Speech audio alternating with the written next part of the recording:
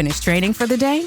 Time to fight post-workout fatigue with Core Power Protein Shakes. They're packed with 26 grams of high-quality protein to build muscle and electrolytes to help hydrate. The nutrition you need to help your body replenish, rebuild, and repair post-workout so you can power on to the next one. Champion your recovery with Core Power. Visit corepower.com to learn more.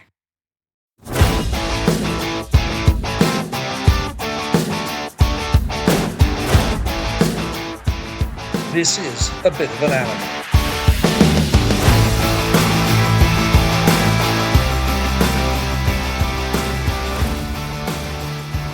The South African landscape is a 365-day and a quarter environment, and a new podcast is now in the mix. You're watching It's a Bit of an Animal, the latest and most anticipated podcast on the Global Gainline's YouTube channel, part of the Rugby family. If you know my face, I've been on the URC Rewind podcast. And let's get stuck in. I'm joined by Johan, the Bulls correspondent. Johan, tell our audience about yourself. Yeah, hi everyone. Avid rugby fan. I'm known to frequent some rugby sites and some rugby matches. And I've had a go of doing some pods on my own, which I didn't. It sort of struggled to get off the ground. But yeah, I'm an avid rugby fan. I've had some pretty good experiences. Some of my most vivid experiences being I joined. I don't want to say joined, but I really stepped into rugby culture around about the time Rassie stepped into the coaching role. And I was sort of there for the rebuild, coming off of the disappointment of 2015, 2016, where we were really struggling. And then, being there for that rebuild, and the 2019 World Cup, where we weren't sure, everything was, will we win the next game? Will we win the next game? Will we win the next game? And that was, I remember we were sitting in a bar, bunch of friends, some family, at 10 o'clock in the morning, watching the final. And it was, it was just, the vibe was amazing. Everyone was on the same page. Everyone was shouting. Everyone was screaming. You had this lump in your throat. And then when that final whistle blew, just the overwhelming relief and the belief that came with it, and having seen everything the team had done and how they'd embraced being South African and South African rugby in its identity, going back to saying, yes, we can play fast, yes, we can play kicking rugby, but we're also playing who we are, playing that strong man rugby. That was a very vivid memory. And then I was extremely fortunate enough to have worked on the 2021 Lions tour. So I worked for a medical company at the time, and there's my little ID tag, and got to meet, obviously in service, so there wasn't a whole lot of chatting going on, but got to meet some pretty interesting personalities. I got to meet the British and Irish Lions. We interacted with them a couple of times. We traveled with the tour. We went to Cape Town for a month, and that was a pretty amazing experience in and of itself. So yeah, that was just absolutely fantastic, and I absolutely loved it. Having that small glimpse into how these teams run and operate was amazing, and it cemented my love for rugby even more. To see, just that peek behind the curtain, it was just amazing. Great stuff. So glad to have you on the team. Currently, it's only me and John at the moment. However, we were supposed to have a Stormers supporter / Stormers / Western Province supporter joining us. Unfortunately, at the last minute, he had something come up.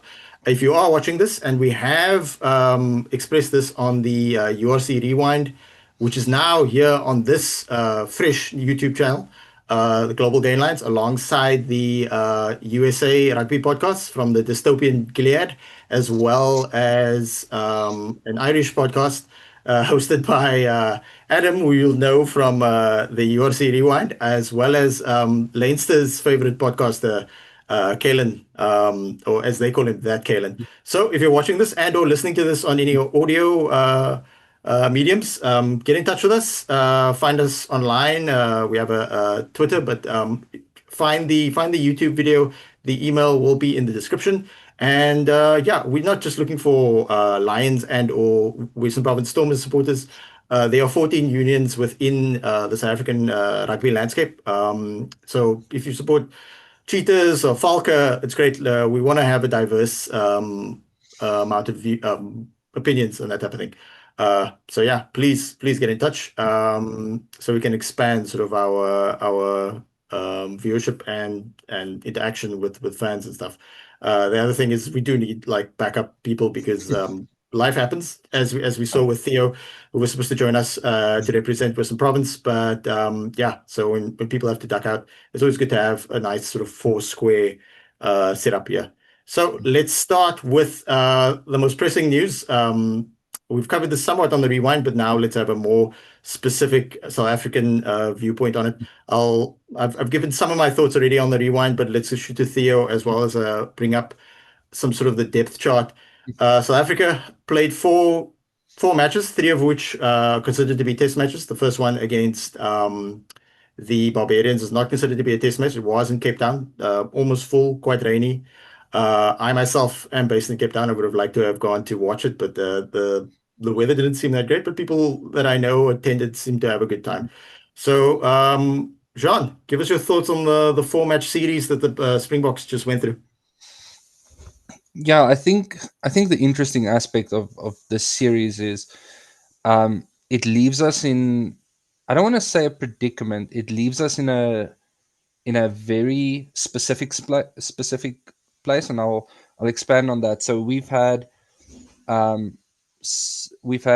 SFM, Sasha Feinberg and Ngomazulu, play in two matches. Marnie and Andre each play in one, but then, you know, sort of stepping in towards the end to seal out the matches. So if I look at the series as a whole, I think in terms of where we are right now, post series, we're in a good space, having seen, you know, where each fly half is in terms of their fitness. Last year, we were a lot more pressed, and the year before that, we had a lot of, Andre was injured. Marnie's kicking was a bit more of an uncertainty. SFM was fresh on the stage. So I think across this, we've seen who can and can't. And I know Sasha FM is he's nursing a bit of a hip injury. What really stood out to me was the forward packs. We saw Buan, Marnus, and Nietling as a trio. I think they just need to be lined up next to one another because they operated like they've been playing together since day one. So they were hooked in, they were lined up. You know, they were just completely aligned in their thoughts and the way they played. And then the other thing that I'm happy about is we've got the four horsemen of the Lock Apocalypse are back together again. Luet, Eben, Argia, and Franco Mostert, obviously. So the four of them are obviously back again. They're all in the squad available for selection. And I believe it's the first time since 2019 that all four of them are available again for selection. So I know Luet hasn't played a lot, but the game time we've seen from him looked absolutely fantastic. Doesn't look like he's missed a step. And it will be interesting to see between him and Ruan Orkia whether or not they take the field at the same time. And if they're on the field, who is running the line out? Because they are both a bit more line out specialists, whereas Argia and Eben are more of your enforcer type locks there to make the ruck a mess, even though Argia, with his flippin' Leinster go-go gadget arms, is also a massive advantage at line out time. I want to give credit to Italy.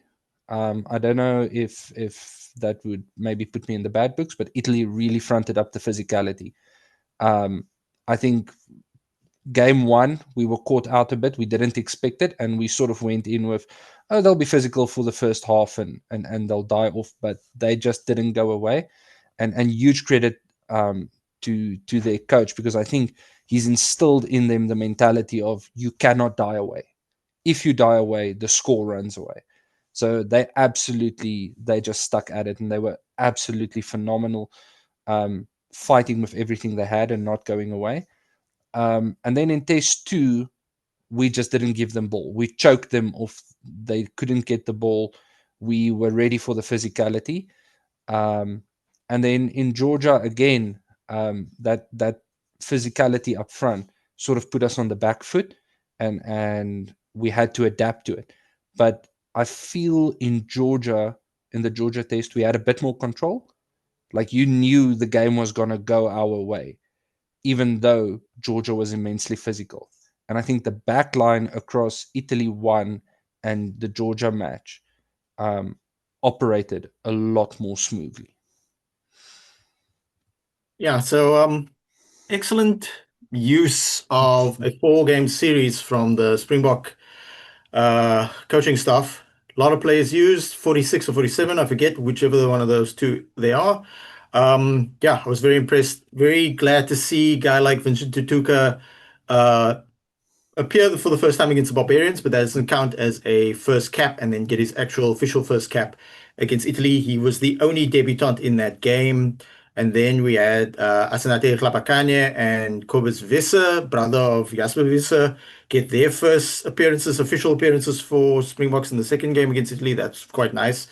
Born Venter, I know Scotland were very eager to cap him, but that's not possible anymore.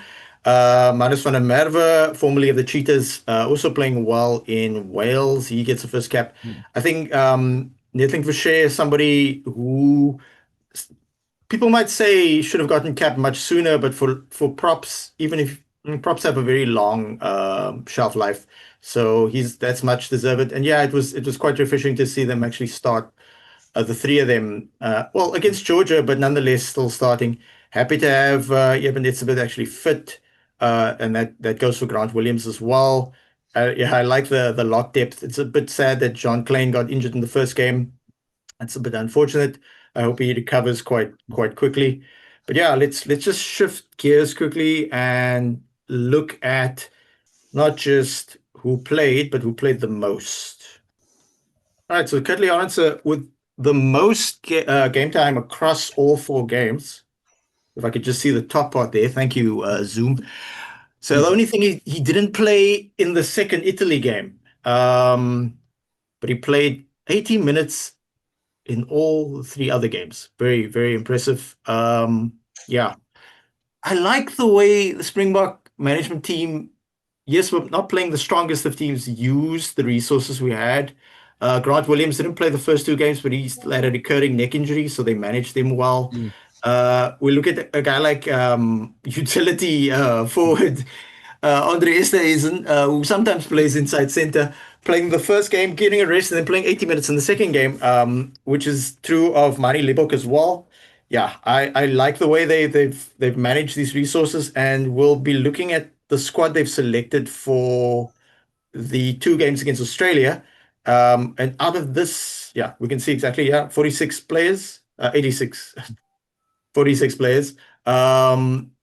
Only 26 were selected for the broader squad against Australia. And people might say, oh, that's a bit strange, but there's financial implications to that. When players are selected for camps, they get paid per day, and that can be financially strenuous to the union.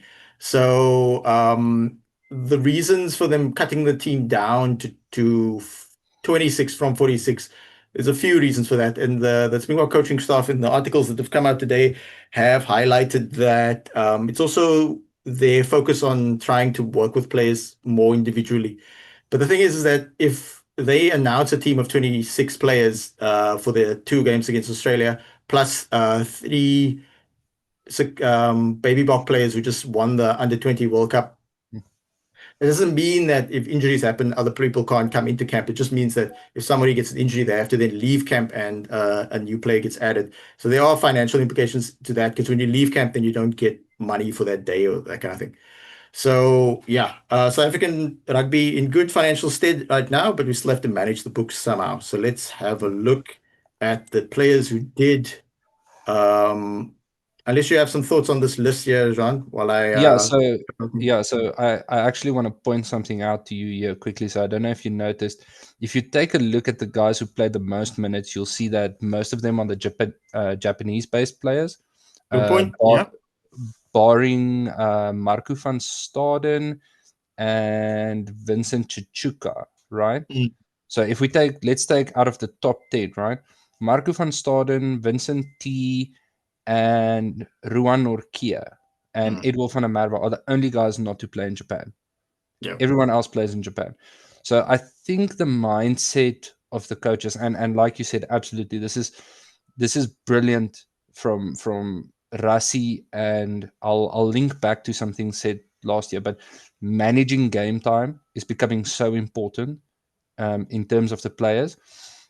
So I think since last year, where Saru and my player, the Players Union, came together to put sort of a soft limit and a hard limit on game time. I think the Mhm. soft limit is 32 or 34 matches per season, with a hard limit at 38 or 40 matches per season per Mm. player, right? Because these guys do need downtime, and we know that the cumulative effect of impacts is real, and it these are people as well. We love them because they're rugby players, but they're people, and they deserve their rest as well. So I think the management has just been extremely well targeting those guys who play in the Japanese league to get the most minutes, so that when it comes time for the rugby championship or other matches, they're ready for the physicality. Most of the other players either play in the Prem, the top 14, or the URC, and we know that those matches can get pretty physical. So if you're in the Prem, the URC, or the top 14, you are also playing in the EPCR or the Euro Cup. So I think the management here has been amazing to say, look, let's put a bit of emphasis on the guys playing in Japan, right? Whose season also ended the earliest, where other teams had to keep going with the Euros and the URC final, top 14 final, and those things.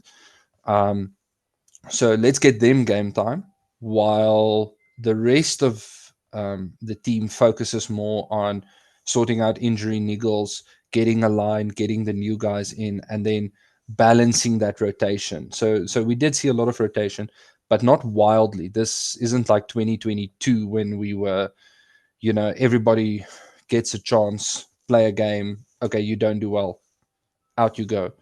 Um, so yeah, I think it's been it. They really sat down and looked at it well, and that's something I appreciate from the management group at the Springboks, is the fact that they don't just rush in and say let's play our best team, but focusing on development, focusing on bringing people in, and then taking into consideration the health and welfare of the players, to say, look, some of you guys need more game time, some of you need a little less game time because you've had some hard matches this season. And I think it's something that the rest of the South African unions should be looking at in terms of managing their players. Yeah, that factors into, we were trying to see who, because we only saw some Currie Cup squads being announced yesterday. We're trying to figure out who would actually be used in the Currie Cup and who would actually be allowed to be used in the Currie Cup. And a big aspect of me still enjoying the Currie Cup, but big aspect of it is that people who played a lot of URC and EPCR are not allowed to actually play in the Currie Cup. They have to go straight into URC preseason. They have every professional player in South Africa needs to get a minimum of 8 weeks rest, and that is managed across different aspects. Because if you are a Springbok regular, your 8 weeks rest is generally given to you January, February, March. But if you're not a Springbok regular, maybe you played a lot of EPCR and URC, you can get it now, and then you don't have to. If your team makes it into the Currie Cup semi-final, then you're allowed to play the Currie Cup semi-final. Of course, we've seen within the language of that agreement that there is space for adjustment. For example, Jaden Hendricks got injured most towards the end of last year's EPCR URC season, and then he didn't get much game plan, and he was then allowed to play a bit sooner than other players. So these things are adjusted across, and as you say, it's also about how many games, but also how much time you put into those games as well. So you might play 40 minutes or 80 minutes, that type of thing. On the previous screen, we had Malcolm Marks play the first 3 games. He didn't play all 80 minutes, but hookers hardly ever play the full 80 minutes. Yeah. But he started the games. But you're completely right. I also picked up on that they seem to want to sharpen up the guys who are playing in the shorter, less physically strenuous, but much faster Japanese league. And if we look at the players now selected for the Australia games, quite a few players, it reflects the fact that quite a few of these players are now based in Japan, but a lot of them had made their name and had become Springbok regulars before they went to Japan. So, but a lot of them are still very much in the team. So if we're looking at the forwards and the backs now of this 26-man squad to face Australia in 2 games in South Africa, and then there's a bit of a break, and then it's the much anticipated 2-match series against New Zealand. Bit of a break again, and then a split of home and away against Argentina. So, anything stand out to you, Jean? Yeah, look, I think the biggest thing here is obviously with Jasper Wiese having had the red card, and I don't want to go into the technicalities of that now because that's a long-winded discussion. I think in terms of the 8 shirt, I won't say Vinny T can feel hard done. He had good games, but I'm excited to see what Jean-Luc Dupré does. And I think alongside that, Cobus Wiese, his brother, being in a possible number 8. So I think that's an interesting position for me. We were so blessed for a long time having Dwayne Vermeulen, who is not only a devastating ball carrier, but an excellent fetcher, a guy who can counter ruck. He was, if you're looking for the gold standard of a South African number 8, you look at Dwayne Vermeulen 2019, 2023. He was, that's the guy you want. And I think it's going to be interesting to see there. What excites me as well alongside that is seeing Asanati there, who I'm very happy for. I think he's going to bring some power in the scrums alongside some of the newer guys. And then, just seeing Lut de Jager, big Lut being back. Very excited for him. I was very sad when he missed out. And then something else I actually want to speak about is Kanan Moody at center. Now, I know Kanan Moody plays for the Bulls, and I'm supposed to be the Bulls correspondent. And I'm not trying to be biased here, but I think Kanan Moody is putting a big stake at taking that 13 jersey when Jesse Kriel is not in the jersey.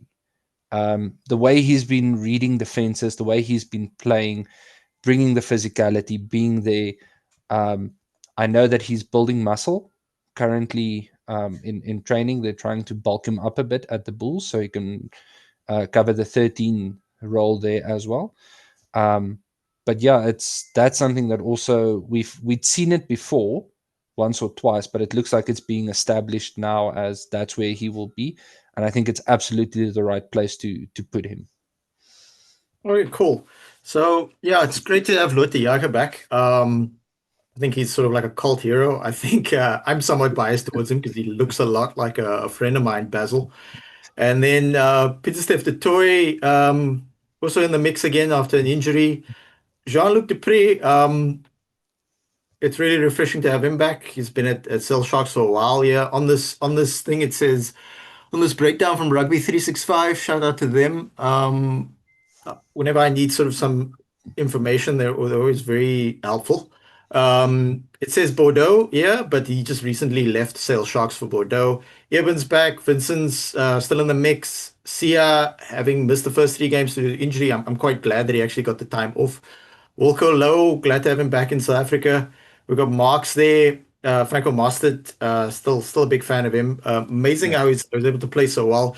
In terms of the players that are more recently in the system, Asanatli got selected as well. That's good. I mean, guys like Kitshoff had to retire because of a neck injury, and Frans Malherbe is still out with an injury. He's not retired. Um, Owen Venter still in the mix. Good for him. Yeah. Wood, Cobus Visser. I mean, Cobus Visser can cover lock and eighth man, and maybe even Yeah. blindside because I've seen him play blindside for Sale Sharks before he returned to the Bulls. Cobus Yeah. Visser, of course, who broke through in the VP system. In terms of the backs, I'm really glad for Morne van der Berg. For me, Morne and Grant Williams are our best scrum halves right now, but it's also good to have Cobus, Reinach, and Faf still in the mix. Let me look through the team here. Sasha, obviously. Um, So I'm gonna be biased there, yeah. even though I'm a Bulls supporter. Mm, Um, I feel Kobus Reinach is probably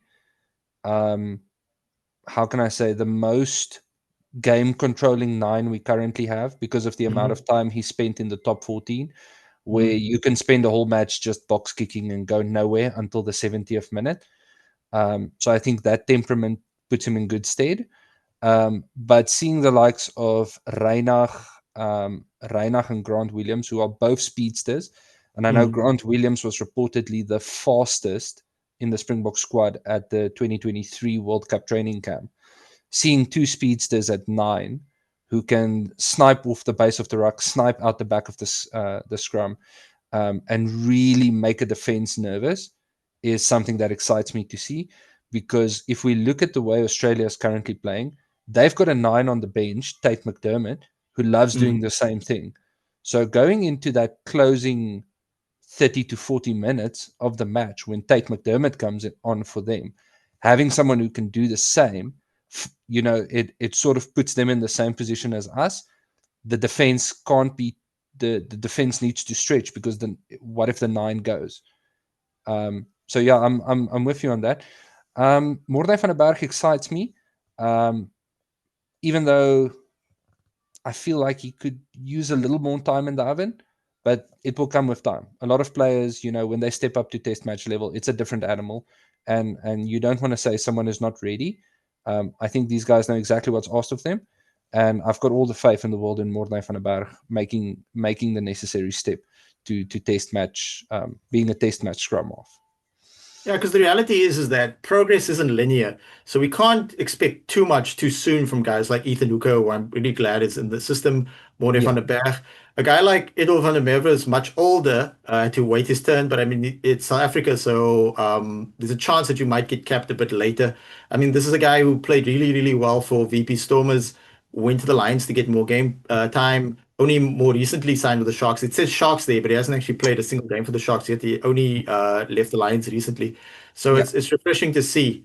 So we're going to pivot now from the senior Boks to the baby Boks, who won the under 20 championship, the tournament with many, many names. It used to be known as the Junior Rugby World Cup.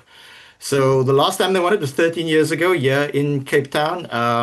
The matches were supposed to be held at the University of Western Cape and down in Craven Stadium out in Stellenbosch. But because of the inclement weather, they moved it to Newlands, most of the games to Newlands Rugby Stadium, now defunct Newlands Rugby Stadium, which really should be redeveloped soon, hopefully.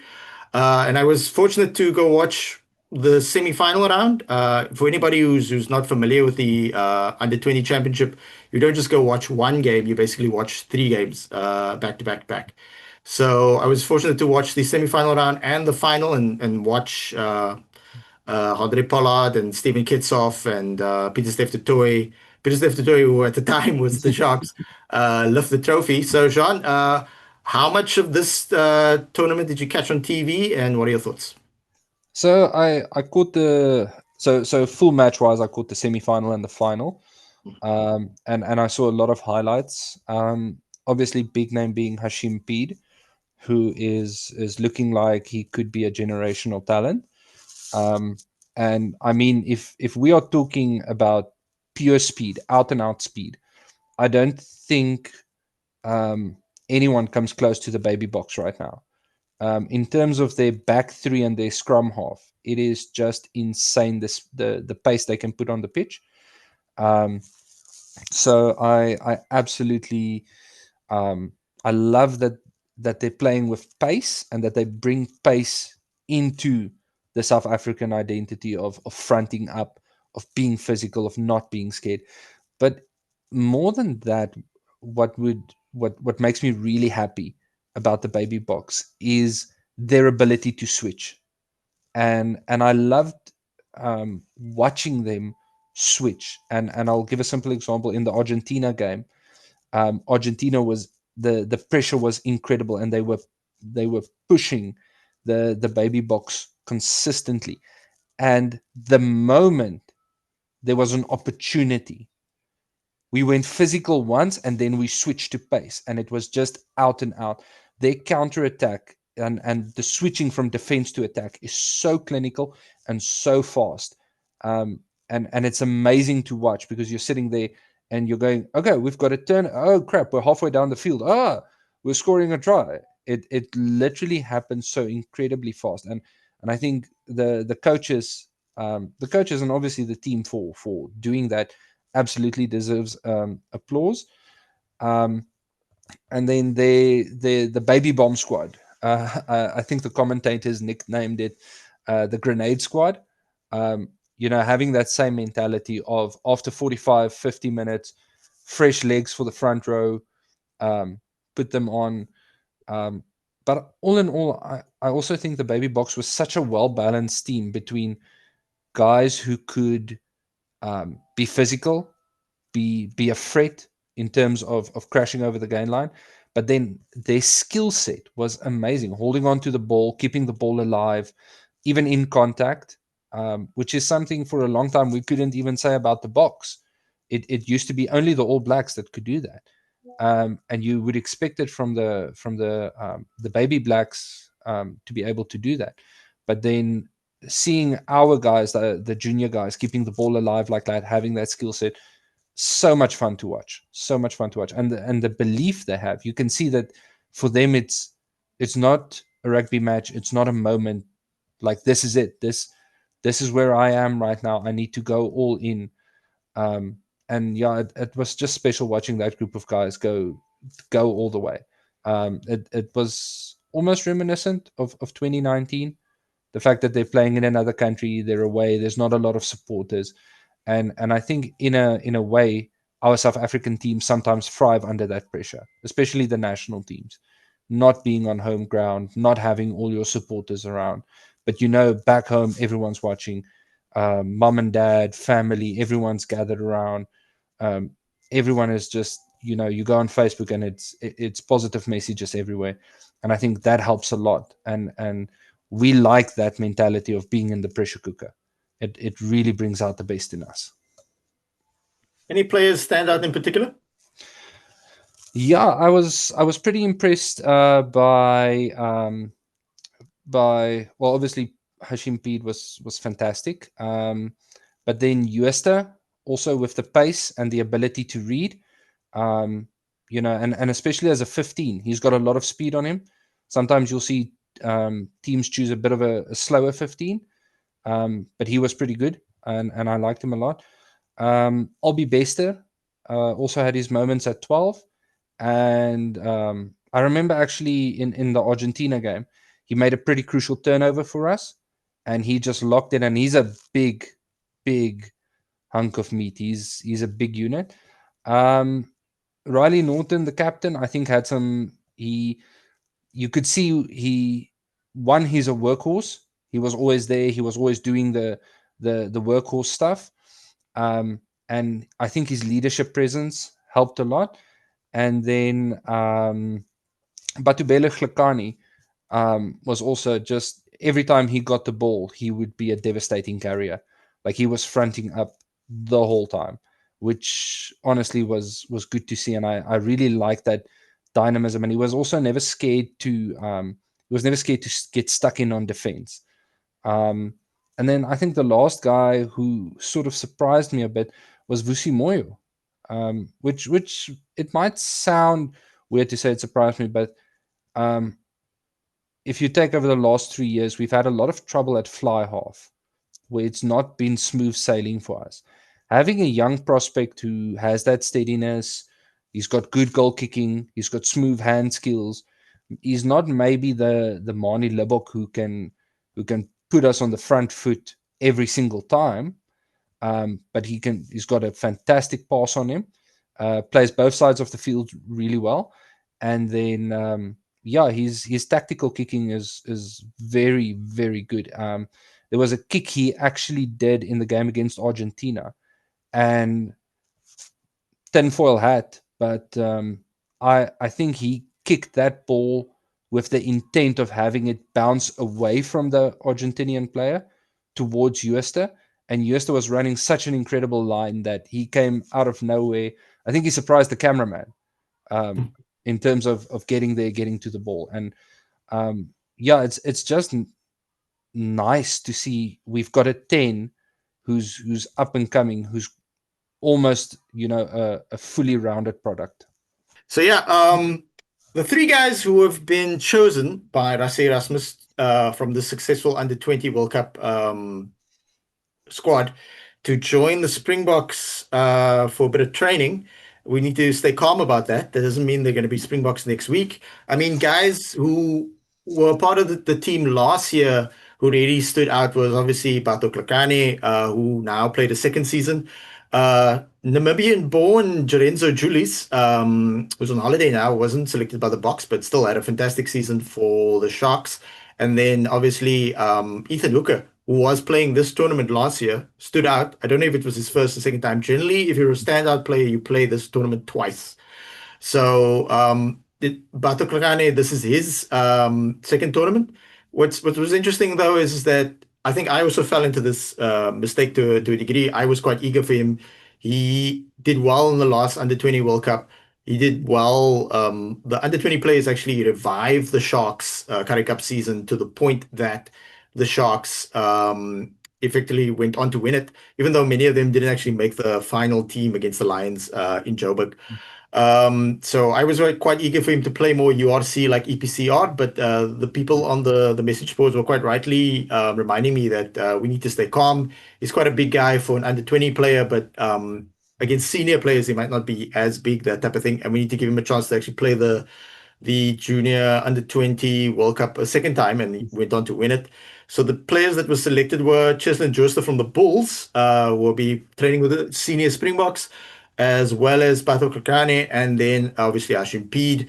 Hashim Peed, of course, if you look at any sort of Western Province Stormers message boards, their fans are freaking out because he's from Bukap, so they're obviously quite upset that they lost him from their youth system.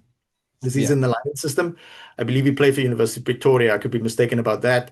But the reality is that you can't keep all players, and the Stormers / Western Province do have a lot of good young scrum halves in their system. It harps back to the time for a brief moment where the Sharks had what's the Lions scrum half that left recently for Japan? What's his name with an N, that type of thing. Anyway, tell us in the comments. Yeah, we need to encourage you guys. We've been told that we need to encourage you guys. Nohamba. Yeah, Sandile Nohamba. We had Nohamba, we had Jaden Hendricks, and Grant Williams was just breaking through. So that's an oversubscription of really good young scrum halves. So was I sad to see Nohamba leave for the Lions? Yes, but you gotta understand that people need game time. So you can't monopolize players in one position. So yeah, I'm pretty happy about it. What we also need to understand is that the coaching structures of the Baby Boks have evolved. People have shifted around. Some guys have gone. Effectively, Rassie has sort of shifted the coaching stuff around. They've brought Akermann in. Akermann tried to leave his job in Japan a year ago, and they wouldn't let him. So his coaching staff left, and now he just recently left. Akermann moved from being head coach in Japan to being assistant coach, and then the season ended, and then he was helping out at the Baby Boks. So Akermann, who's now head coach at the Bulls again, as well as bringing a foot in from Australia, who also has experience coaching Varsity Cup at UCT. So the restructure of the baby box certainly helped in the way they've structured coaching within the South African sphere. Senior box, sevens, baby box, women's Springboks is quite encouraging. But the reality also is that you can have the best coaching staff, you can have the best structures in place. It's also about a degree of luck, but also a degree of like what players are coming through the system, how many you can retain, injuries, and so forth. It is helpful that like the Six Nations always had a junior Six Nations, the under 20 Six Nations. We have a rugby championship for the senior test players. Now we also have a junior rugby championship. It's just a 3-match series. This year it was held in Gqeberha in Eastern Cape. And the Springboks didn't do too well, but that then helped them get a degree of continuity going into this tournament. Because it used to be the case that the junior Springboks pretty much would go on a tour and play this tournament. But now there's 2 tournaments for them effectively to shoot for. Yeah. So that's incredibly encouraging. All right. News time. So the only big news in the South African system is Johan Akermann taking over from Jake White. And if you're an avid watcher of the URC Rewind that used to be posted on the RAP YouTube channel, the RAP stands for Welsh Regional Rugby Appreciation Podcast. So the URC Rewind was on there, and that's effectively the nexus of this YouTube channel. So please like and subscribe to this, and continue to like and subscribe to the RAP podcast. We did post, we recorded and posted the first URC Rewind to be posted here on Global Gainlines, and it's doing quite well. So please like and subscribe and go and watch that podcast as well as the Interpro podcast with Kalen, especially the part where he says that Adam is the only one on that panel who has a social life. So Akermann, I was on the URC Rewind podcast, and I said Jake White has the job as long as he wants it. But I didn't anticipate that senior flanker Marcel Coetzee and maybe my favorite lock in the Springbok setup, Rowan Nokia, would team up and go to the owners of the and the people who run the Bulls and say, yeah, there's a player revolt. We don't like Jake White anymore, which shouldn't really surprise me because Jake White is the Jose Mourinho of rugby union. He's there for a short time, for a good time, not a long time. Yeah. So it's actually surprising Jake White lasted as long as he did. When Akermann lost his job in or tried to bail on depending on which reports you listen to, tried to leave Japan, I figured he might be in the running. And of the running for the Bulls job, and of the options they had, he's the only one they didn't have to pay another team to get. And he is a good option. The other options would have been Frans Venter, who else? Van Graan. Van Graan maybe. I mean, Van Graan won everything at Bath, so he might have wanted to come back to the Bulls, and he has experience being at the Bulls. I think Van Graan's going to be in the system at some point. So Akermann's the one that makes most sense. The players that become bored of or at least tired of Jake White, the structures within the Bulls is very good to the extent that before they named the team for the Currie Cup, which isn't set, it's just a general team. Those are basically the players they're allowed to use within the first, say, 6 rounds. There are 7 rounds in the round robin in the Currie Cup. I wasn't sure who they're going to use because they rotated so well in the URC and the rugby and the EPCR tournaments. I wasn't sure in terms of player management who they were actually allowed to use. And thankfully, they did name a team yesterday. So yeah, Jean, you support the Bulls, unfortunately. So what are your thoughts? Yeah, look, I think comparing Jake White to Jose Mourinho is doing Mourinho a bit dirty there. But what I will say is this: there's a group of coaches who I always keep in my head as they turnaround coaches, not longevity coaches. They come in, they put good structures in place, and they get a team going nowhere, going somewhere. But they're not destination coaches. They're not going to get you to the destination. And Jake White is one of those. Jake White might be a bit harsh, but I'd say Warren Gatlin being one of them. And then man, who's that guy that was coaching Australia and Argentina? I can't remember the name now. Chaka. Chakes. That's him. Yes. Yeah, So he's a so great guy. they so they're good turnaround coaches, and by all means, I'm a sideline supporter. I can only guess at all the rugby knowledge they have, but what we've seen time and time again is these guys will come into a setup. They'll get them to a standard Mhm. where the team is performing, but then somewhere they lose the locker room. And I don't know. I'll divert for a second. First of all, let's just be thankful that Rassie is the man he is. And if you listen to other coaches speak about Rassie, they all point to his biggest strength being his people skills, the way he can manage people, the way he can read emotions, the way he can get players to psych in, to talk, to open up, the way he doesn't shy away from difficult conversations, where other coaches, I think, maybe sometimes do. And that costs you the locker room. But I'll be honest, as much as I'm a Bulls fan, I'm not a fan of Jake White. I mean, a good way to describe his coaching style at times is autocratic, and you can take that from a variety of sources. And when you have players who are physical physical specimens who play a violent game as a living, if you try and put them in a box, they're going to stand up to you. And if you then go and try and say, well, my guys who are wonderful never stood a chance against the Irish guys who are better, those guys are going to turn around and say, why are you doing this? So I think in terms of managing the team, and that he might have overplayed his hand a bit. It's one thing to say, look, we were up against a loaded side, which is a diplomatic way of saying the same thing. But at the end of the day, it's also a game of rugby, you know. And I do agree, the Bulls have some of the best structures, and they had the best rotation going last year. But I remember watching some Bulls URC games, feeling frustrated, thinking to myself, we are playing Channel One rugby. There's no next.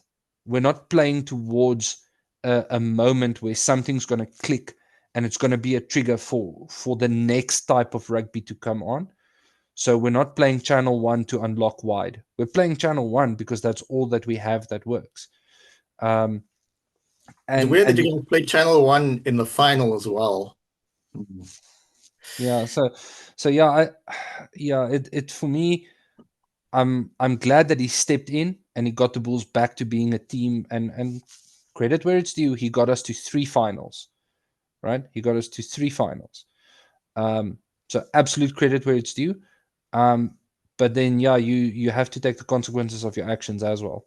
Akermann has the pedigree. I mean, he managed the Lions to 2 of those Super Rugby finals, and then Soyce the Brain managed them to the next one. So Akermann, former lock, former was it the I would have taken him at the Sharks as well. He used to play for us. He's a bit of a different voice. When you change coaches, you want to change sort of somewhat drastically to just change the environment, change the voice that you're hearing and that type of thing. I think it's a smart move. It would be interesting to also see who Akermann picks as his support staff, that type of thing. They've got a good squad. They've recruited well for next year. Mervyn Ori is coming back. The other lock from France is coming back. Van Rensburg. Pollard's there. I don't know if they're going to keep Goosen. I think Goosen's still going to be around. We can see from the Currie Cup squad that they've still got Chamberlain. They've still got the other guy who used to play fly off for the Lions. I forget his name. He went over to Scotland for a bit and came back. So they haven't agreed. Johan? Say again? Yeah. Johannes is the hybrid scrum off fly off. So he was like third in line. But there's another guy much older that's on the Currie Cup squad. If you check out their Currie Cup their Instagram page. So yeah, it's interesting. That's the biggest news from South Africa thus far. Akermann had a busy time. He came directly from a Japanese season where he was the assistant coach immediately back to South Africa, and I understand he was seen around Stellenbosch, which makes sense because that's where the baby Boks train. And then he won a Junior World Cup, or he was part of the coaching staff there, and now he's getting stuck in. They've got the Bulls have a different sort of coaching staff that they've already outlined beforehand for the Currie Cup. Currie Cup, generally, the whoever's the coach for the senior coach for the URC and EPCR, they then take some time off because coaches also need time off, like players. And then they've got more the people that sort of they also bring along as coaches. For example, the head coach of Western Province in the Currie Cup is Labi Libi, and he's been in the system for a while, and he's got a lot of good insight as well as a good. He's got a lot of former players in his coaching staff, like for this Currie Cup. Brock Harris is there because he's just retired, and Devil Divanach is there. He's just retired, so it's very interesting. Good luck to Akermann. All right. Now we got to move on to the tournament, which we're really going to talk about the most over the next few weeks. The Currie Cup. So the Currie Cup has been restructured many a time since I've been watching rugby, and it's still very much entertaining because this is where people such as Lorenzo Julius and Ethan Hooker break through and then move on to more senior rugby. Also, the baby Boks, some of them will, that we saw in just win the World Cup. Some of them will get game time. Yeah, I'm extremely pleased to see how many of those baby Boks are actually in the Lions system because I want the Lions to do well, and I understand that they just need time to keep their players, which is ironic coming from me who supports the Sharks, and we generally poach their best players at least one a season. So let's have a look at some players we've outlined as players to watch in this Currie Cup. So we'll start with the defending champions Sharks, and there could have been a ton of players on this list, but we tried to keep it more concise. So Lily Bester played for the under 20 baby Boks last season, then did really well in the Currie Cup. Sort of dropped out the team when more senior players came through. Didn't play a lot in the URC EPCR season, but my understanding is that they were just trying to equip him as best they could for senior rugby. You don't want to rush people too soon when they have glaring weaknesses, aka Sam Pendergrass. Batu Klokane, under 20 World Cup winner, did really well in last year's Currie Cup as well. I would have liked him to get more Currie Cup game time, but then the senior players came back. Ethan Best is on this list. There are 3 Bestes on this list, by the way, and none of them are related. Ethan Best is on this list. He was not named in the Currie Cup squad announced by the Sharks yesterday, although we put him on the list before we knew that. He didn't play a lot of EPCR and URC games, so that's interesting. He didn't play a lot of Currie Cup last season either. He came out, he started one game where he wasn't even in the team, and he got man of the match. So I don't know if he's injured or they're saving him for URC preseason, but I would like to see him play a little. Jaco Williams got Currie Cup game time last season, also under 20 world champion. Quite slightly built, but he's still incredibly young. Insane speed. Albie Bester, as Johan mentioned earlier, inside center. So maybe much like Ethan Hooker when he broke out at center for the baby Boks last season. So we don't actually have that many inside centers on the announced Currie Cup squad yesterday. So it'll be interesting to see who actually starts at 12. Maybe it's going to be what's it? Apollos. Apollos plays generally at 13, so we'll see what happens there. I mean, Albie Bester just recently got off a plane from Italy, so will they rush him and start him? We'll see the squads announced tomorrow and or Friday.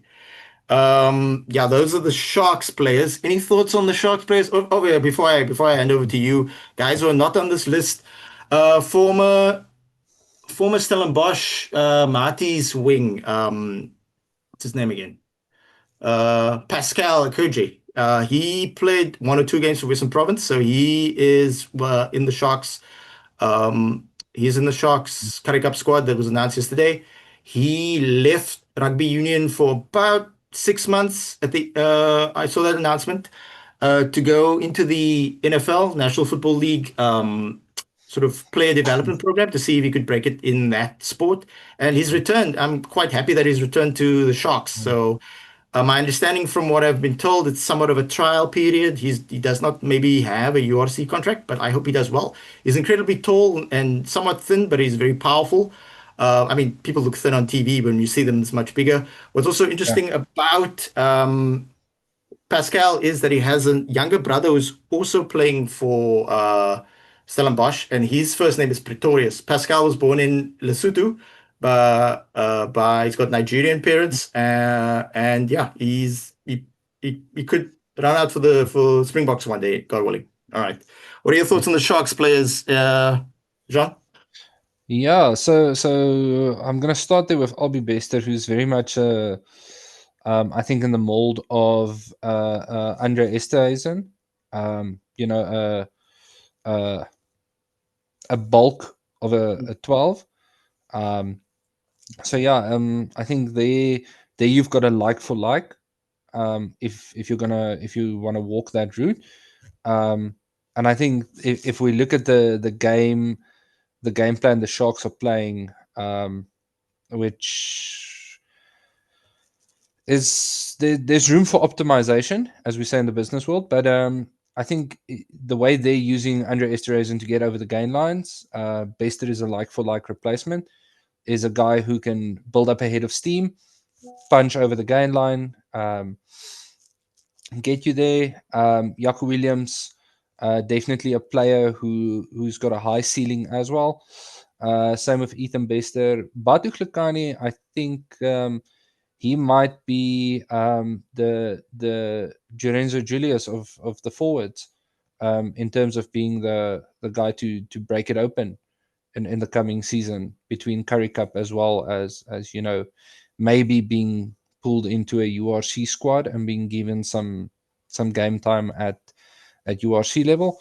But look, definitely the Sharks are lining up their second line and their third line very good. And I think of if we look at all the unions across the board, the Sharks are perhaps the union who's doing the best in terms of succession planning.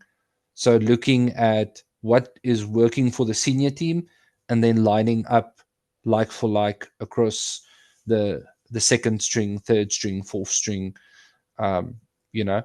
And then in terms of the NFL development programs, it's such a cutthroat thing. We saw that with the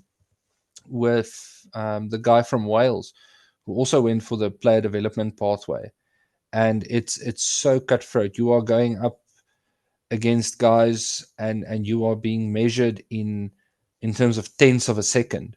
You're either there or you're not. If you're not there, you get cut.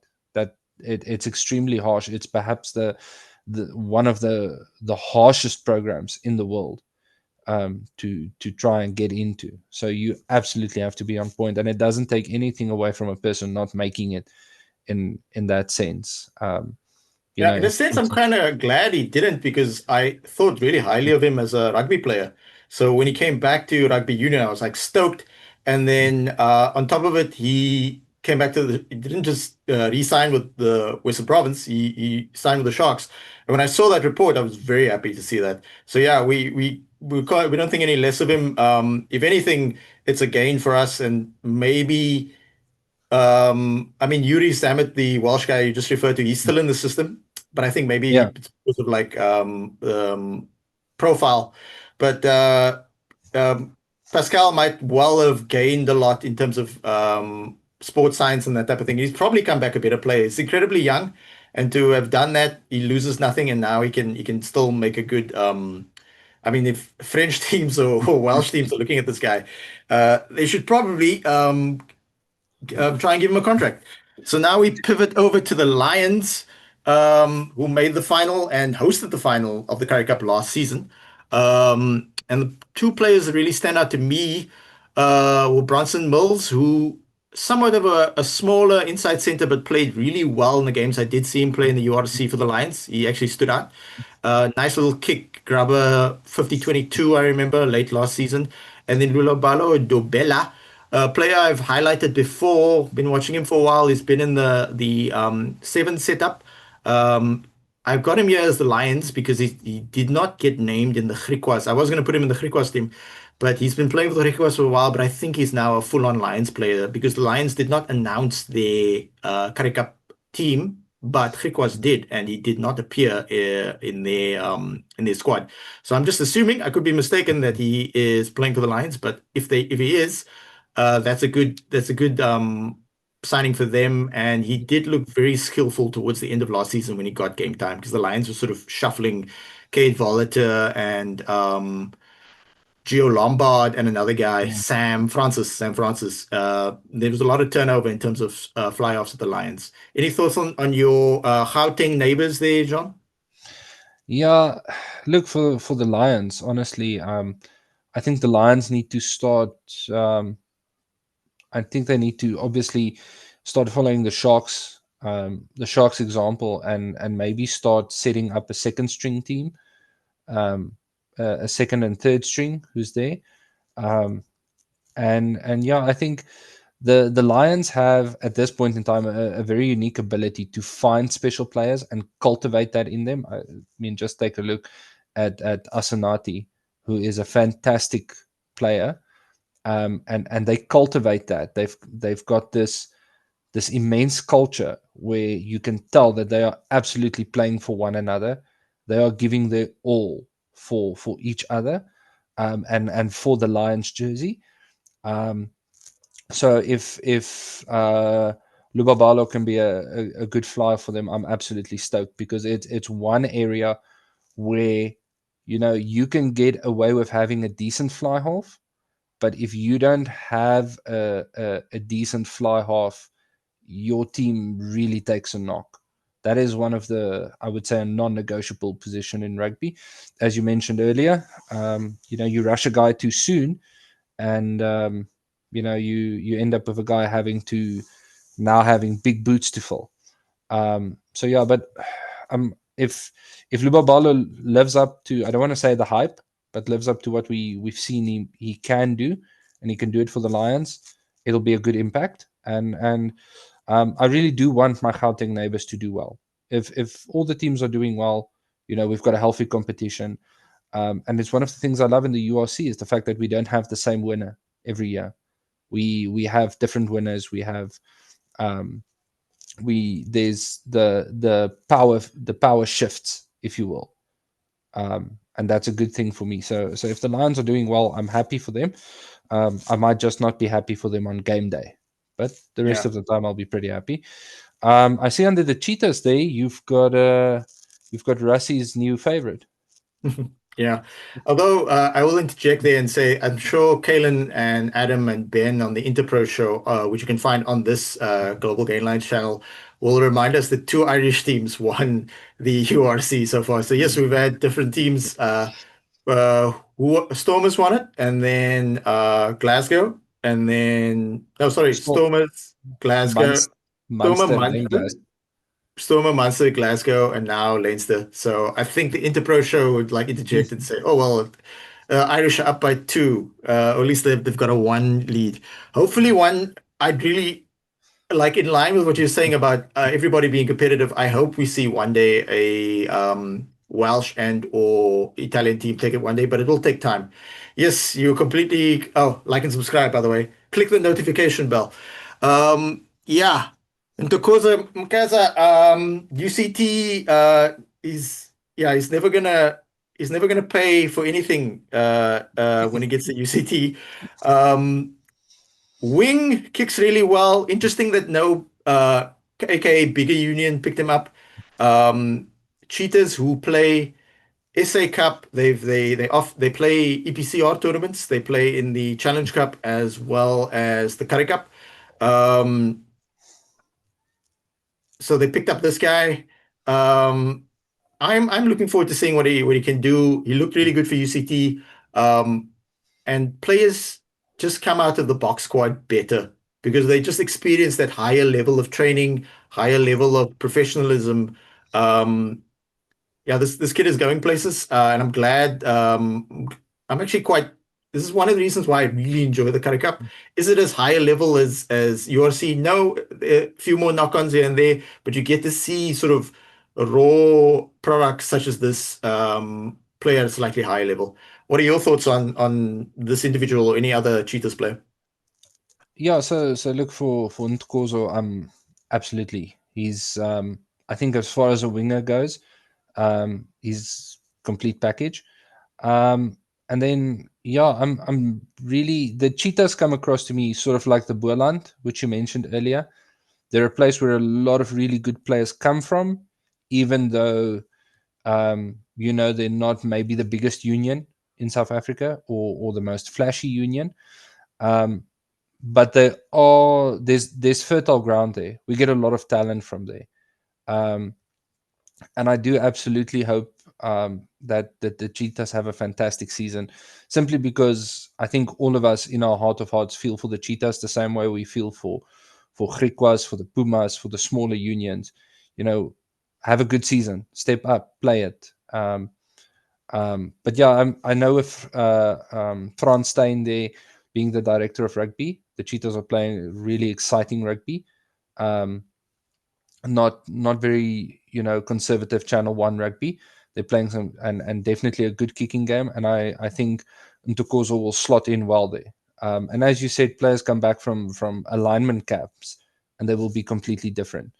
And I think that experience of honesty, the open management that they have there, where you see people take account, where you see people admit mistakes, and they get told it's not a bad thing, it's a good thing you made a mistake, because now we get to learn, and you get to learn. And I think that just reshapes the way a person thinks.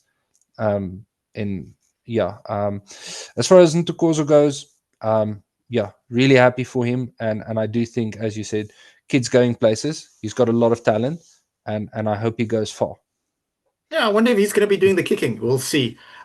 One more digression as it relates to the Cheetahs. So about 7 months ago, Francois Steyn, who's also the head coach for the Currie Cup this season, um, basically went on a media tour across all platforms in South Africa, different sort of interview podcasts, so on and so forth.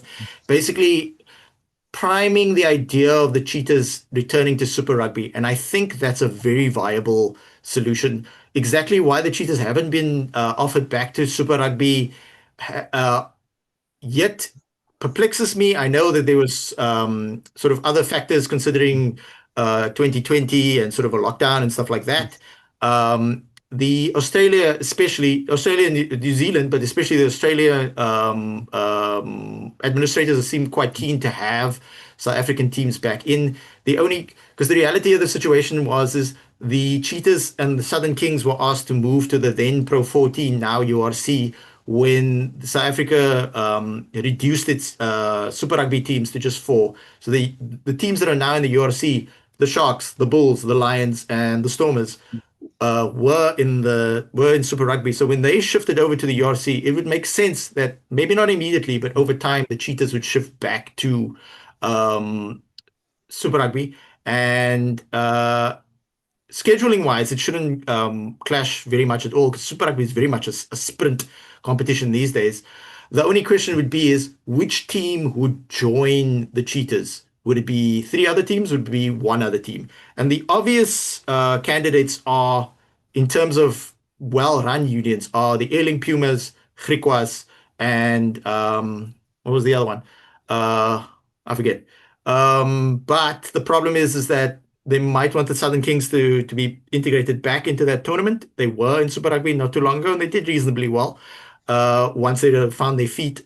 I mean, Southern Kings in Super Rugby is the platform that guys like Lucanio Am and Apelele Fassi, not Apelele Fassi, my bad, Makazola Mampimpi, got their start. So, but the problem there is that my understanding and the people I've spoken to within media and administration is that Eastern Cape Rugby has two unions. If you're unaware, it's the Eastern Province Elephants and the Border Bulldogs. But Eastern Province Rugby as a whole, the administration is not ideal again. So Yeah. my pick would be Mpumalanga Pumas. Griquas are an option as well, but do they want to put a team in Kimberley? Kimberley's a small town. I've been there. It's quite nice. They're still very competitive. But yeah, Francois Steyn is clearly trying to get this over the line, and I hope he is successful. So what are your thoughts on that, John? Yeah, look, so I think the biggest thing there for me is right, and I think in order to make this a success, you have to make the hard choices up front. Um, I would 100% support the Cheetahs going to Super Rugby, and if we can take a second team with them. Um, but what I would do is for the first 2 seasons, you have your training camps in SA, and you go there. It's going to suck, but you don't have any home matches. But the idea is not to, we don't want to spend money where we're not going to get investment immediately. After 2 seasons of the Cheetahs playing there, people are going to be aware. And when you then announce, listen, we're having a home streak of games, even if it's just 3 games, right? People will show up. I come from Mpumalanga, and I can tell you that if the Pumas have been playing in Australia and New Zealand for 2 years, right? And suddenly there's home games, people will show up. Um, that stadium, and I love that stadium just because of the aesthetics, is it's going to be pretty full, right?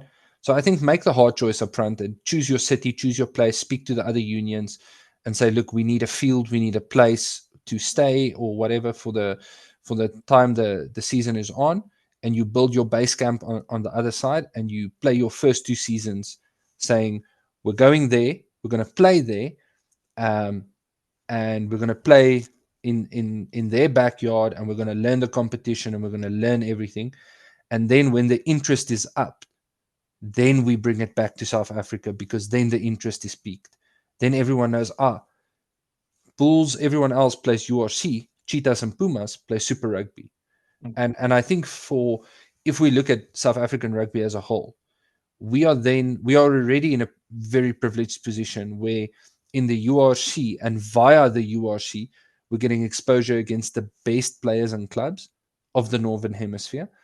And then we play in the TRC, which is the Southern Hemisphere exclusive competition.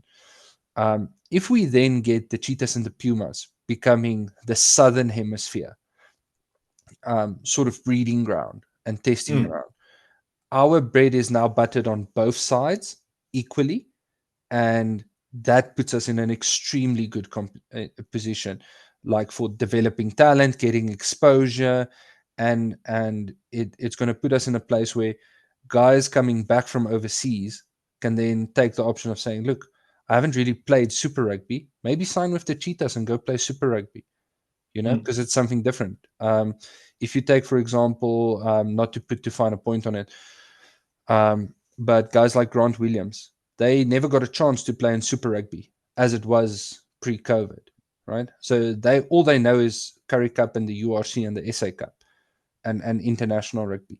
Imagine that guy going in 3-4 years' time, switching to the Cheetahs for the opportunity to go and play in a completely different type of competition where it's more open, it's more free-flowing, it's a lot more high-paced. So absolutely, if they can make the hard decisions and the right decisions up front, I support them 100%. Two key aspects has to happen, though. They need to know that they're going to be in the tournament at least 12 months ahead of time so that they can put the structures in place and recruit players. Because the reality is that guys like Rowan Pienaar and Francois Steyn played for the Sharks and then played overseas a bunch. But where did they decide to finish their careers extensively? At the Cheetahs. A lot of Afrikaans rugby players want to be in Bloemfontein, but they sort of make their living other places. If you ask the guy like Jasper Visser, if you got paid the same amount of money, and this isn't the exact comparison because you're never going to get the same amount of money in Japan as the Cheetahs, but we're just making an example here. If they told Jasper Visser, if you got paid the same amount of money to play for the Cheetahs and you live in Bloem and play Super Rugby, as you're getting in now in Japan, he would say, absolutely, I'd rather live in Bloemfontein. Because Jasper Visser was very clear about why he left England. He wanted his wife and kid to be closer to her parents and his parents. and he knows that the Japanese season is quite short. Although I do feel for these Springbok players, even the ones that play in Japan, they don't necessarily get that much time with their family directly. Like I wasn't even aware that Cheslin Colby's wife and kids live in Cape Town, and he doesn't see them when he's in Japan, that type of thing. So there's Yeah. that aspect. Yeah, the Cheetahs. I really hope they go forward with this. It's going to take some time. Maybe they'll have to wait until a new negotiation set up in terms of Super Rugby, in terms of their TV deal. But yeah, good luck to the Cheetahs. I look forward to watching them as well because we only got one player on this list of players to watch. It's because the Cheetahs have not announced their squad for Yeah. the Currie Cup. So this week will be the first round of Currie Cup, and as we get to know the team, we'll highlight a few more interesting players. So now we're going to pivot to Jean's team, the Bulls, who have a very balanced, structured squad for the URC EPCR tournament, and then a lot of guys didn't necessarily get a lot of game time. So I've highlighted some guys here, and John's going to come in with a few as well.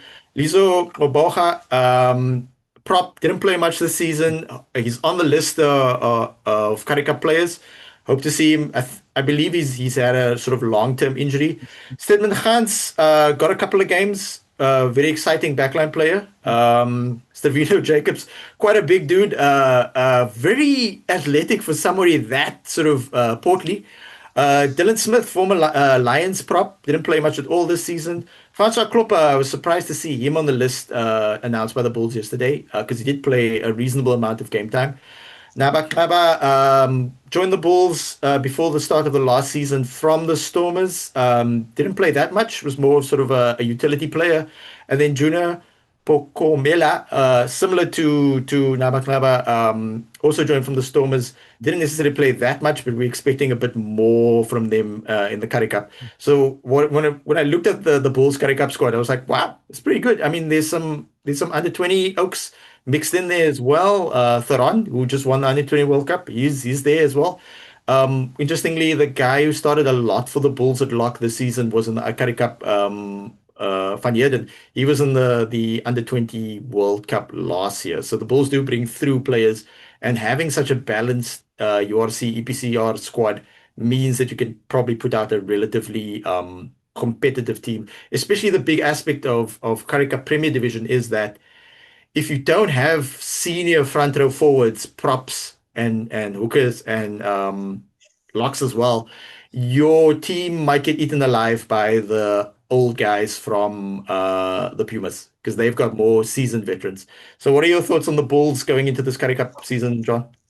Yeah, so look, obviously there's a couple of names there. Jumping out, firstly, Stedman Hans, a player who can take a small opportunity and break it wide open. Very versatile, not versatile player, but like very versatile on attack, and very dynamic is actually a better word. He's very dynamic on the front foot. Koboka, Lizzo, good prop. I think maybe some technical work. Like you said, having some senior guys around him might get that sorted. Because one thing we have to realize is, as much as scrums are a competition of strength, they're also a competition of technical ability. It's an extremely technical part of the game. Stravino Jacobs needs no introduction. He's a guy who's made his name, and as a utility back, he's truly the definition of utility back. He's plug and play, and I think that's a unique ability. I think if fate favors him, we can see him step up a bit more in the URC squad. But he's definitely a type of player. He can play the hard lines. He can play the fast lines. He's got good hands. One player that I'm very excited to watch is Namatraba, who for me is a very dynamic and very potent loose forward. I distinctly remember the surname, and he's made some punishing runs, and especially when you get into that 10 meters before the try line, a player who can absolutely just step it up and get you over that line. So yeah, he's definitely one to watch for me. And then, as you said, yeah, I think the Bulls are also just extremely wise in the sense that they're taking senior players and mixing them in. So it's not a green squad going out there being thrown to the wolves, and they have to learn lessons, which they might learn the wrong lesson. They've got seasoned guys. I know Buta Chamberlain's in the squad, and especially in the forwards, there's some more seasoned guys as well. And if you sort of step away for a second, you see a very similar approach to what we have in the Boks, where the new guys are coming in while more seasoned guys are still active and still playing rugby, and that just allows the guys to settle in, take lead from a guy who knows, and learn. I don't want to say learn the ropes. These guys know the ropes, but learn how to manipulate the ropes and how to play the technical things. Yeah, it's just one thing I wish for at the Bulls is that we got a bit more dynamism in the back line. I think one place where we could use a bit of lightning is in the 9 position, where most of the other unions have extremely dynamic scrum halves in their up and comings, where we're a tiny bit lacking. But we'll see what the season brings. You never know. Yeah, there might be some guys pushing through that we don't know. I mean, there was a whole list of players who didn't make the under-20 World Cup as well. So they'll be trying to prove themselves for having not been selected. So, well, I love the Currie Cup in this iteration right now, because there's only 7 round robin games, and then there's the semi-final round, and then there's the final round. So if you make the final, you'll play 9 games. So 2 teams will play 9 games. So it's a very sprint focused setup, and you do get players mixed in at times from the Springboks. For example, the Sharks were able to select Trevor Nyakane, was in the Springbok setup now, really more of a senior player now in the Shark setup. He's out with injuries. And we were able to select Andre Esterhuizen against Griquas, and then we still lost in Kimberley, much to the Sharks fans' chagrin, because it seemingly we always lose to this Griquas in Kimberley. So we had those 2 players and a pretty decent squad. And what was interesting last year is that only once Ethan Hooker, Jorenzo Julies, Patabel Kakane broke through and got given game time once they returned from the Under-20 World Cup. That was actually the catalyst of us going forward. Now we shift to Griquas, based in Kimberley, and they've recruited Gershwin Ware, who played a senior Currie Cup Premier Division last season from, he was playing with the Griffins, and he was the Griffins standout player last season. To the best of my knowledge, he was the highest try scorer in the Currie Cup Premier Division last season. So since then, so he's from Kimberley. Sorry, my bad. He's playing in Kimberley. He's from, where's he from? Worcester, yeah, in Western Cape. After high school, he was a high school standout. After high school, he played 2 very successful seasons in club rugby. And then from there, he got identified by the Springbok 7 setup, spent some time with them, then shifted to the Griffins, had an excellent season, as we just said now, and now signed with Griquas and played for Griquas quite well in the SA Cup. If you're not familiar with the SA Cup, it is all the rugby unions in South Africa besides the 4 teams in the URC. So there are 14 rugby unions in South Africa, so 10-team tournament, and Griquas did quite well in that. Alongside him, we've identified backline players as Cameron Hofk and Dylan Mart. So effectively, Griquas have a very young, athletic, speed-orientated backline setup. Overall, I think Griquas have a shot at maybe making a semi-final, but we'll have to see. Your thoughts on Griquas, Jean? Yeah, look, I think for the Griquas where it becomes do or die is can you stay in the fight on the forwards, and you can have, and they've clearly gone for speed in the back, and that's I would do the same. They've got some great guys, and we've seen other players make the transition from 7s to 15. But being in the blitz box, I know that you have to 7s is just incredibly you're physically demanding. So that guy's coming in peak condition. If he's coming out of the 7 setup, he's got incredible fitness, and as a wing, if you've got that acceleration to get noticed, to go to the blitz box, then you're packing some speed. So yeah, it's I think in terms of the Griquas, definitely a shot at the semifinals. And if you can hang tight up front, I often say on some of the platforms, if you want the opportunity to beat the Springboks, you don't necessarily need to beat us up front. You just need to match us up front. If you can match us up front, you're in with a shot. And I think that's where it becomes tight for teams like the Griquas and maybe for Boland, is can you hang tight and can you match the forward physicality and just stay in the fight, and then your backline could get you there. And I love the SA Cup because we do see some great upsets there. Bigger union teams, like you said, Sharks going to Kimberley and losing against the Griquas. So definitely, it's not that the bigger unions simply come in and steamroll. And I think it's very good for South African rugby. So yeah, having a three speedsters, as you said, Mart, Hafke, Ver, who's packing a lot of speed in your back three, that's definitely what you want. And it allows you to play an extremely aggressive kicking game, which for the Blitzboks paid massive dividends. If you see you're not getting on the front foot, you get to kick on your own terms, and you've got three guys packing speed who can either eat the ball catcher alive or hopefully get the ball and make a run for it. Yeah, I look forward to watching them play. What we've seen in the Currie Cup, especially last season, is that if the URC team does not have access to their Springboks front row forwards, and then the second string front row forwards have played too much rugby, so they're not allowed to play in the Currie Cup, at least the initial stages. They're having to play sort of a mix of under 20 guys, younger guys who just graduate from under 20, and maybe sort of in some cases club rugby oaks. And then they come up against teams who have played in the SA Cup, like Griquas, Boland, Mpumalanga Pumas, who've had these senior, more late 20s, like David Lyons. Who's David Lyons play for? I think he also plays, Griquas.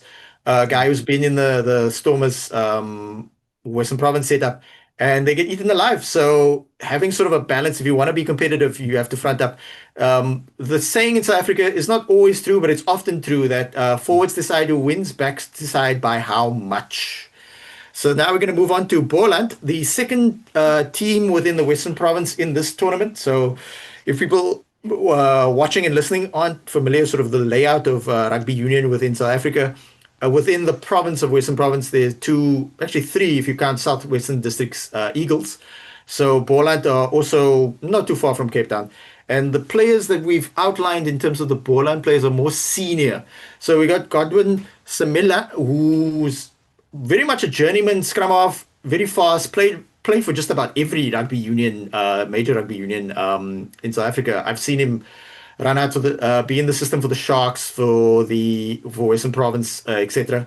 But still a very athletic player, somebody with a lot of experience, somebody who Boland are clever to recruit guys, maybe lesser known somewhat toward the end of their career, but clearly have the experience and the ability. So I'm looking forward to seeing him play.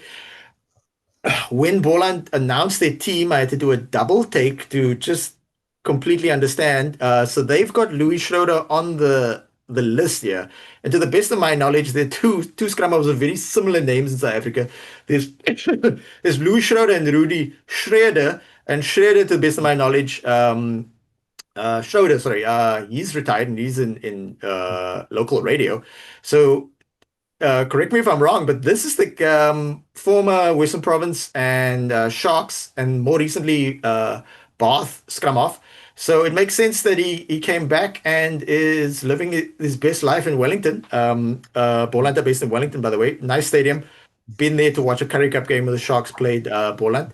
And then Amir Hendricks, relatively young lock, big guy, recently returned from a stint in Georgia, played for Boland before, also played lock for Cape Peninsula University of Technology in the Varsity Shield. So those are the players we've outlined for Boland. Again, as the tournament progresses, we'll outline and we'll get more familiar with the players. We'll outline some more. Your thoughts on Boland, Jean? Yeah, look, I think in Louis Schroeder, and I think with the way the modern game is played and the way we're playing now, if you have a nine who's experienced, who's been around the block, you've got a nine who can essentially he can control your channel one game, right? And that frees up the fly half to make the bigger decision on when do we strike, where do we strike, how do we strike. So I think in terms of getting Louis Schroeder on board, definitely a good move. Happy for Boland that he's there. And I mean, this is not new. We saw when Faf came back into the Springbok fold, he was playing for Sale Sharks, and the difference between Faf at the Lions, who was an absolute live wire, and Faf coming back from Sale Sharks it wasn't necessarily night and day, but you could see he'd learned to read the game and play the game, and wait until the time was right. Wait until the iron is hot enough to strike. And I think Boland getting someone like Louis Schroeder coming in, fantastic. It makes the tens life easier. You've got a guy who can bring on pace if it needs to come on. He's bringing that experience from Europe. And then in Amir Hendricks, it's actually an area, I don't want to say we need to be concerned as South Africans, but it's definitely something we need to look at. There's not a lot of up and coming locks. I know our lock stocks are pretty good at senior level, and we've got Marvin Ori in the Bulls setup now. But yeah, it's good to see that we're not just talking about fly halves and scrum halves. It's nice to see some talk about locks, and him having gone and played in Georgia, definitely that speaks to the physicality he can bring and that he can take.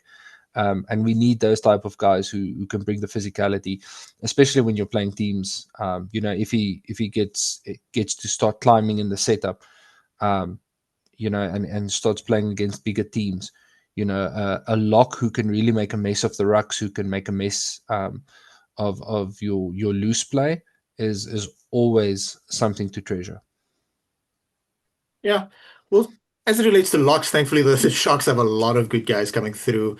I mean, Emil van Heerden played so much in URC that he's not allowed to play Currie Cup. He's not in the Currie Cup system, so he's enjoying his rest, well deserved. And yeah, he'll be back for URC pre-season. And we've always got Corne Raal and a few guys pushing through. And then the under 20 team that just won the World Cup. They didn't take a lot of locks with them. I think Hakani was also covering lock as well. But that's definitely an area to keep an eye on. As we shift over to Western Province, VP, basically the feeder to the Stormers, for those non-South Africans watching. Imad Khan played for the under-20 Baby Boks last year, didn't necessarily get a lot of game time this season because he can't play under-20. But he didn't get a lot of game time this season for the Stormers. That seemed to upset a lot of Stormers supporters, but we got to understand that the coaching staff, they actually interact with the player on a daily basis. So they might be, the assumption always is that if you don't play somebody, you don't rate them. And that's not always the case. Maybe they're trying to develop a player holistically. And then we've got Damien Marcus, back at VP, still contracted to the Japanese team, played senior Japanese, the premier Japanese tournament this season, played the first 5 games, and then unfortunately got a serious injury. So people were surprised to see him back. People were obviously quite upset that he left in the first place, but you can't blame young players for wanting to try something different. Yeah, those are the players we've outlined for VP. They have not announced a Currie Cup squad as of yet, as of recording right now. But yeah, once we get a better understanding of who they're actually playing in the Currie Cup, we'll probably some senior guys like Cornel Kosan, a former Lion. He hasn't played much at all. URC, EPCR. I don't think he played anything. So yeah, those are the thoughts on Western Province. So Jean, what are your thoughts about your mortal enemy, Western Province? I think to be very cruel, we don't need to worry about on the field. We need to worry about the coaching ticket. But no, look, I remember watching Imad Khan last year. I think when he was playing for the baby Boks, and he had a certain level of maturity and confidence about him, which is and that's saying something when you can read that in a nine playing for the baby Boks, having that maturity, that calm, that ability to be quick with service, yet you're not trying to rush the game, right? You're playing as fast as the game is going, but you're riding the rhythm, and um, I think a player like that, and then you've got a very experienced guy who's also got a lot of pace in Kobus Reinach coming back. Having that kind of IP in the setup will be wonderful for a guy like Imad Khan to learn from, to sort of understudy, and then take his game to the next level. I almost want to say, looking at who Viepia has in the scrum half stocks, the Bulls can be a little bit jealous. Um, I don't think we stack up that well at scrum half. We might stack up well or better in other places, but I think at scrum half, Viepia is sort of got a bit of a hand over us. Didn't you guys just sign Paul David from Western Province Storms? Is that confirmed yet? That's been rumored for I like 12 months. I haven't seen that yet. I Okay, haven't so seen that. let's So hold out on that, yeah. yeah, but I do feel like you guys have, um, you guys just have a bunch of really good nines right now, and yeah, it might not break the game open, but it's definitely going to give you an edge. Damian Marcus, having gone and played in Japan, and if you look at his rugby history, he's been to France. He played for Stade Rochelai. He's came back. Then he went and played for the Blue Revs in Japan. Having that kind of pedigree is also wonderful, and especially as a center, um, having someone who can play the physical game, as we've seen. He went to France for a season, and France's notoriously physical season, and then going to Japan, playing a fast type of season where it's an incredibly open, speedy type of gameplay. Definitely a player to watch. And if development goes well, hopefully we see him one day in the green and gold. Yeah, definitely talented. The Stormer supporters were very upset when he left. I'm having Zoom issues now. All right, I'm gonna stop sharing for a bit. Back here. Let me get back to that. Last but not least, Mpumalanga Ailing Pumas. Jean's second team because he's from Mpumalanga. Sango Amlashe. This guy. Wow. I don't know. He's got a lot of fans because I've watched him play for the Lions. I've watched him play for Griquas. I've watched him play now for the Pumas. He is a powerful runner. Very exciting player. Why the Lions didn't keep him, they only know. He's the only player we've outlined for the Pumas because again, they have not named their squad. They've got more of a senior team. One could assume that the team that they pretty much played in the SA Cup is going to be the same team, but they do get a few players back. So yeah, he's the one we've outlined thus far. Former University of Pretoria captain as well. Very very boisterous.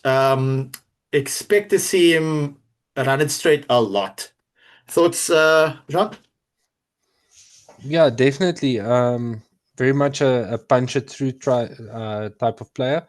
Um, but I feel like an underrated part of his gameplay is that ability to not always run it dead.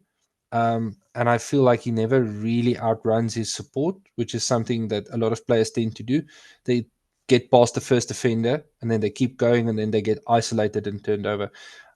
He doesn't seem to have those same problems. So yeah. As far as my second team goes, I'll have to watch them a bit more this season, and keep an eye on them.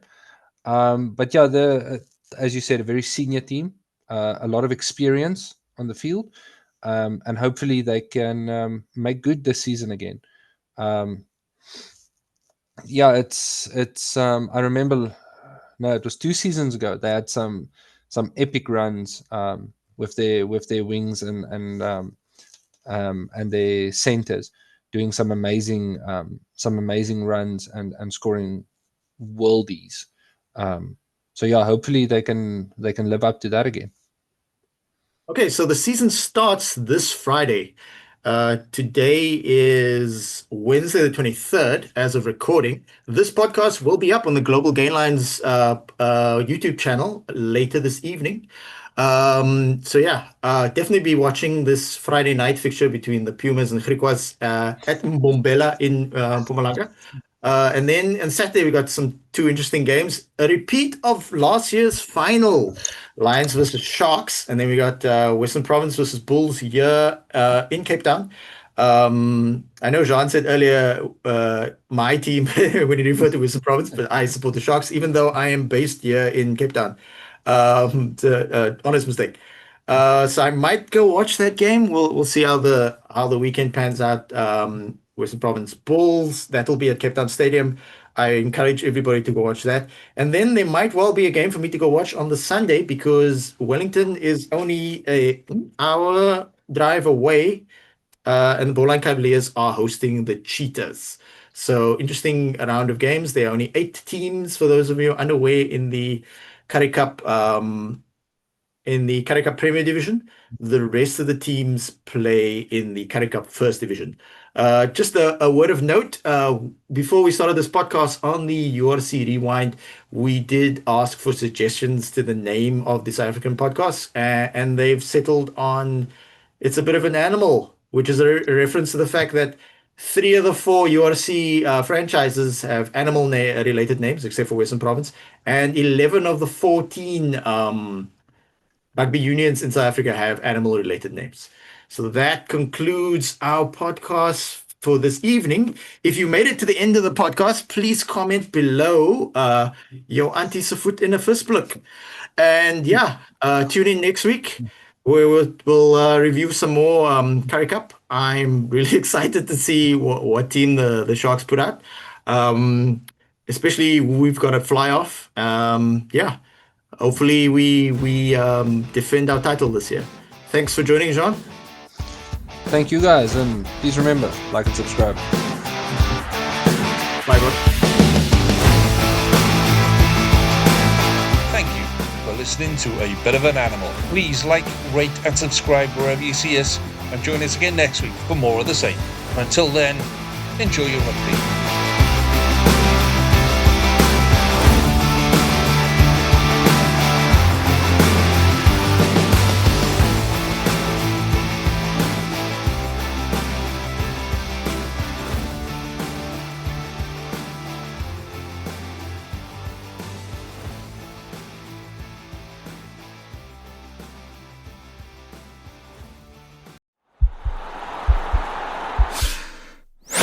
This podcast is part of the Sports Social Podcast Network.